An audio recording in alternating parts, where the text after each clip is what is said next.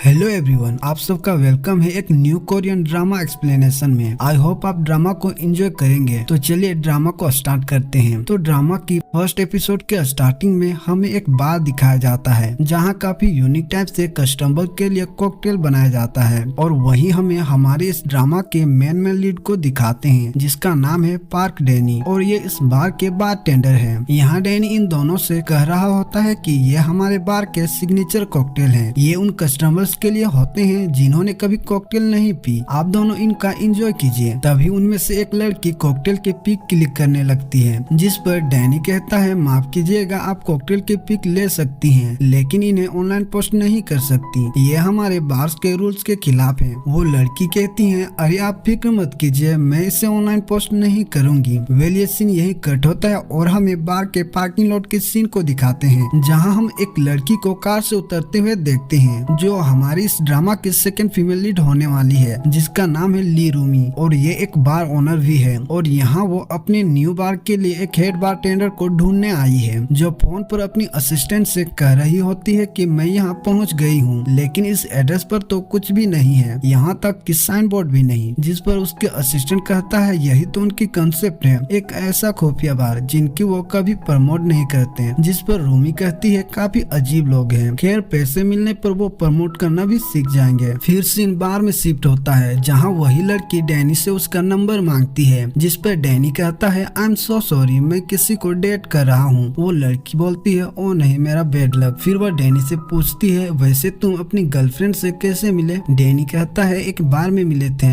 वो वही काम करती थी 2 साल पहले। जिसे सुनने के बाद वो लड़की बोलती है ओ नहीं, हमें 2 साल पहले आना चाहिए था। फिर सीन पार्किंग लॉट में शिफ्ट होता है जहाँ अब रूमी को बार दिख जाती है। वह अपनी असिस्टेंट से कहती है शायद मुझे मिल गया है, बाद में बात करते हैं। तभी असिस्टेंट बोलता है पर बॉस क्या आपने पता क्या है कि वहाँ के हेड बारटेंडर कौन है? जिस पर रूमी कहती है ये भी कोई पता करने वाली बात है, बस वो हैंडसम हो ताकि हर दिन काम पर आने का मन करे। असिस्टेंट बोलता है क्या बॉस आपको लगता है कि वो एक लड़का है? रूमी बोलती है तो फिर कौन है? फिर सीन बार पर शिफ्ट होता है और हमें इस बार के हेड बारटेंडर को दिखाते हैं जो एक लड़की है, और यही हमारे ड्रामा की मेन फीमेल लीड है जिसका नाम है यून नाना। यहाँ नाना अपनी कस्टमर्स की मनचाहे कॉकटेल बनाकर देती है, और इधर रूमी को उसके असिस्टेंट कहता है कि वहाँ के हेड बारटेंडर एक लड़की है जिसका नाम है नाना। रूमी कहती है ये किस तरह की अजीब नाम है? असिस्टेंट कहता है उसे बार में यही नाम से बुलाते हैं। रूमी कहती है खैर ठीक है, अब मैं अंदर जाती हूँ। और फिर वह बार के अंदर जाती है जहाँ डैनी उससे वेलकम करता है और उसे पूछता है टेबल 4 1 या और भी है, आप किस पर बैठना चाहेंगे? रूमी कहती है 1 पर। डैनी कहता है ठीक है चलिए मैं आपको ले चलता हूँ। तभी रूमी नाना की ओर देखती है और नाना भी रूमी की तरफ ही देख रही होती है, और ऐसे ही दोनों एक दूसरे को देखने लगते हैं। दोनों के लिए ये एक सरप्राइजिंग होती है। तभी रूमी अचानक कहती है मैं यहीं बैठूंगी, और फिर वह नाना के फ्रंट में जाकर बैठ जाती है। फिर रूमी नाना से कहती है बहुत दिनों बाद मिली, एटलीस्ट हेलो तो कह सकती हो। नाना थोड़ी रुकी आवाज में बोलती है मुझे तुमसे कोई बात नहीं करनी। फिर रूमी कहती है उस बात को हुए पूरे 5 साल हो गए हैं, एटलीस्ट अब तो बात कर ही सकती हो। जिसे सुनकर नाना गुस्से में रूमी को देखने लगती है। यहाँ इन दोनों की बातों से तो यही लगता है कि ये पास्ट में काफी अच्छी फ्रेंड रह चुकी हैं, लेकिन किसी कारण से दोनों के बीच अब फ्रेंडशिप नहीं रहे। जिन दोनों को ऐसा देख डैनी नाना से कहता है नाना मैं टेबल साफ करवा देता हूँ। नाना कहती है ठीक है। फिर रूमी नाना से कहती है मुझे एक ड्रिंक मिलेगी, आखिर मैं तुम्हारी कस्टमर्स हूँ,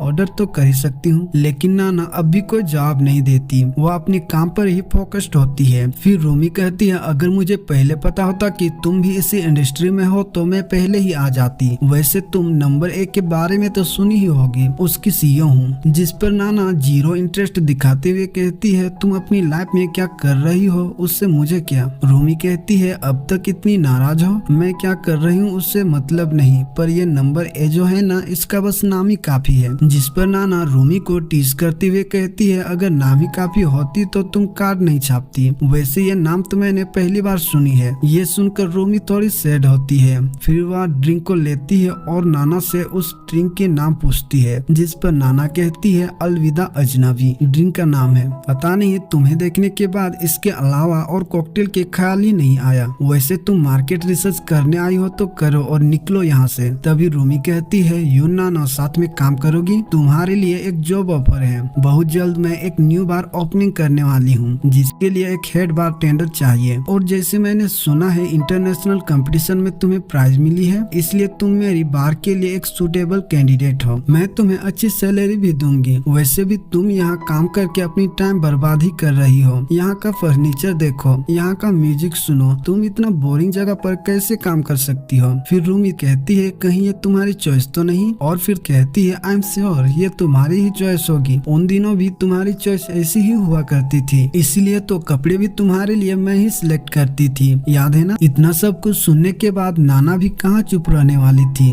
वो भी रूमी को टीज करते हुए कहती है ओ अब याद आया मुझे, नंबर ए राइट? ये तो वही जगह है ना जहाँ की ड्रिंक्स की हमारी कस्टमर्स बुराइयां करती है। ड्रिंक्स में कितनी आइस डालनी है इसका भी अंदाजा नहीं है तुम लोगों को। अपनी ऑफर अपने पास रखो, पर बार देखने में जरूर आऊंगी। जरूरत पड़ी तो कॉकटेल बनाना भी सिखा दूंगी। और रही उन कपड़ों की बात, तो तुम्हारे चुने गए कपड़ों में कोई क्लास नहीं थी, इसीलिए वह जल्द ही आउटडेटेड हो जाते थे, इसलिए मैंने सब फेंक दिया। रूमी कहती है वैसे आउटडेटेड कपड़ों को फेंका ही जाता है। जानती हूँ तुम्हारी मूड खराब हो गई है, लेकिन मुझे तुमसे मिलकर खुशी हुई। जरा ठंडे दिमाग से सोचना, मैं कॉल करूंगी। नाना कहती है कोई जरूरी नहीं है कॉल करने की, मेरा डिसीजन फाइनल है। अगले सीन में नाना अपने फ्रेंड जेडिन के साथ होती है, जिसे वो वेंगजन डॉन कहती है। यहाँ नाना जेडिन को सब बता दी होती है कि क्या क्या उसके साथ बार में हुआ और वह किससे मिली थी। तभी जेडिन कहता है उसकी इतनी हिम्मत, तुम्हें याद है ना उसने तुम्हारे साथ क्या किया था? पागल है वो।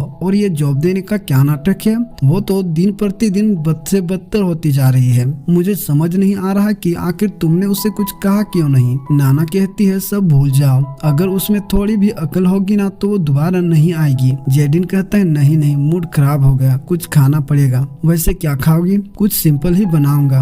और फिर जेडिन खाने का नाम बताने लगता है, जिसे नाना के फेस में स्माइल आ जाती है और उसे देख जेडिन भी स्माइल करता है। फिर जेडिन कहता है ठीक है मैं खाना बनाने जाता हूँ। इधर हम रूमी को दो आदमी के साथ मीटिंग में देखते हैं। उनमें से एक का नाम मिस्टर किम और दूसरा का मिस्टर पाक गियो है। तो मिस्टर गियो रूमी से पूछता है वैसे नंबर 1 का काम कैसा चल रहा है? सुना है सेल में काफी गिरावट आई। रूमी कहती है ओ ऐसा बात है क्या? रूमी के इस नॉर्मल रिएक्शन को देख दोनों ही फेस बनाने लगते हैं। तभी मिस्टर गियो टॉपिक को चेंज करते हुए कहते हैं वैसे मिस्टर किम मैंने सुना है आप अपने बार के लिए एक नया हेड बारटेंडर की तलाश कर रहे हैं। तभी मिस्टर किम कहते हैं आपने सही कहा, मुझे अपने बार का रेवेन्यू बढ़ाना है इसलिए। और वैसे आप तो जानते ही होंगे हांगकांग वर्ल्ड क्लास कंपटीशन के बारे में, उसमें उसने फर्स्ट प्राइज जीती है, इसलिए मैं उससे मिलकर आया। उसने कहा उसे जॉब चेंज नहीं करनी है, वो उसी बार में ही जॉब करेगी। तभी मिस्टर क्यों कहते हैं वैसे वो बहुत मेहनती है, जहाँ भी जाएगी अच्छा ही करेगी,